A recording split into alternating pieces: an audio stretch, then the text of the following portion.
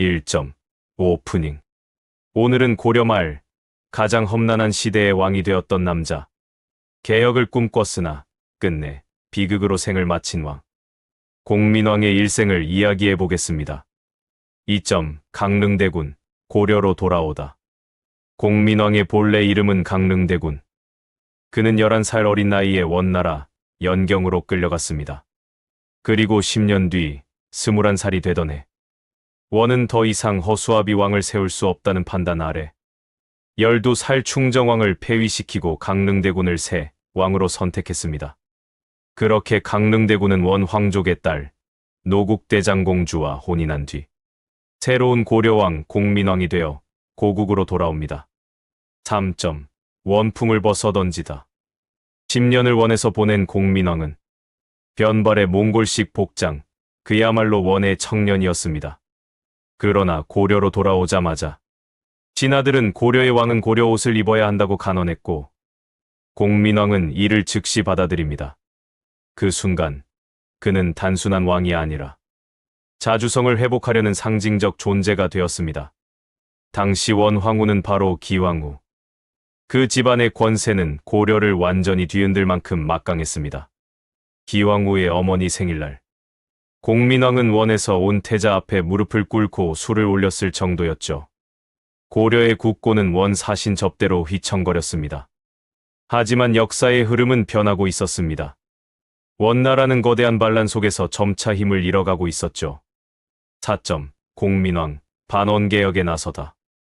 원 내부가 흔들리자 공민왕은 단호하게 반원개혁을 시작합니다. 기왕후 오라비 기철일당 숙청하고 원의 내정 간섭 기관 이문소 폐지했으며 몽골식 군사제도 대신 고려 고유 군사제도 부활시켰습니다. 백성들에게 변발을 금지하도록 했고 관리의 옷은 검은 옷에 청색갓 등으로 고려 복식을 따르도록 했습니다. 의복은 단순한 옷이 아니라 정신과 정체성을 뜻하던 시대였습니다. 공민왕은 복식을 통해 고려의 자주성을 찾고자 했습니다. 이 개혁 흐름 속에서 신진 사대부들이 대거 등용됩니다. 유교저 이상정치는 관리의 청렴을 강조했습니다. 권문 세족들의 비리에 질려 있었던 백성들은 이들의 정책을 좋아했습니다. 하지만 반대로 권력을 잃어가던 권문 세족의 반발도 커져갑니다. 5점. 무수한 반란과 암살의 그림자. 공민왕의 개혁이 거세질수록 반발은 더 날카로워졌습니다.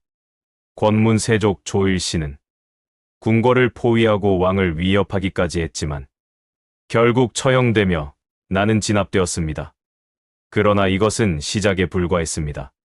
이 시대는 왕이 강력한 힘을 갖지 못하면 언제든 반란의 화살이 자신에게 돌아오는 시대. 공민왕은 평생 그 위협 속에서 살았습니다. 6점. 홍건적의 침입 나라가 무너지는 소리. 그러던 중국에서는 거대한 농민 반란군 홍건적이 등장합니다. 그들은 반란군을 넘어 새로운 왕조를 세울 정도로 강력한 군대가 되었고 그 기세는 고려까지 향했습니다. 압록강 일대 함락한 후 순식간에 서경까지 내려왔습니다. 개경까지 무너지고 공민왕, 이천까지 피신해야 했습니다. 나라가 무너지는 소리는 그의 마음도 함께 무너뜨렸습니다. 그러나 고려는 두 번의 기습으로 결국 홍건적을 몰아냅니다. 최영, 이성계, 정세훈의 활약 덕분이었습니다. 정세훈은 가장 큰 공을 세웠지만 권력 싸움에 휘말려 암살당합니다. 국가보다 사익을 앞세우는 시대. 공민왕은 그 구조 앞에서 깊은 무력감을 느낍니다. 7점. 여진족의 침입과 원의 압박. 홍건적을 막아낸 직후 이번엔 여진족을 이끌고 낙하초가 침입합니다. 이성계가 이를 격퇴하며 겨우 숨통이 트입니다. 하지만 잠시뿐 원은 공민왕의 반원 정책을 문제 삼아 그의 왕위를 빼앗고 더 큰 군을 왕으로 세웁니다. 기왕후는 자신의 집안을 멸망시킨 공민왕이 끝내 용납되지 않았던 것입니다. 그들은 고려 내부의 기명을 꼬드겨 반란을 일으키죠. 궁전 침전까지 난입합니다. 그때 왕을 지킨 사람은 바로 노국대장공주였습니다. 공민왕은 그 모습을 평생 잊지 못했죠. 하지만 공주 역시 왕자의 탄생을 앞두고 산고 끝에 세상을 떠납니다. 공민왕 인생의 마지막 빛이 꺼지는 순간이었습니다. 8점 신돈의 등장 마지막 개혁. 노국대장공주가 죽고 공민왕의 마음에는 깊은 그늘이 드리웁니다. 그때 등장한 인물이 신돈. 문자는 몰랐지만 언변에 능하고 개혁 의지가 강했습니다. 공민왕은 그를 국정 자문으로 삼아 마지막 개혁을 시도합니다. 불법 사유화된 토지 환수하고 농노가 된 자들을 다시 양민으로 돌렸습니다. 권문 세족의 특권 철폐하고 과거제 개편했으며 노비천민의 억울함 해결해 나갔습니다. 신돈은 백성들의 영웅이었지만 권문 세족에게는 눈의 가시였습니다. 그리고 결국 신돈은 권력을 틀어진 뒤 스스로 부패하기 시작합니다. 공민왕은 그를 제거하고 다시 보수 세력과 손을 잡습니다. 개혁은 또다시 좌초됩니다. 9점 끝내 이룰 수 없었던 꿈.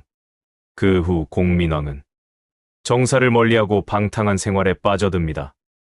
그리고 어느 날 궁정의 젊은 자제위들에게 암살당합니다. 나이 45세. 그의 개혁은 완성되지 못했고 그의 이상은 시대의 무게 앞에 쓰러지고 말았습니다. 10점 엔딩 한 인간의 의지로는 막을 수 없는 시대의 흐름. 공민왕의 일생을 보면 알 수 있습니다.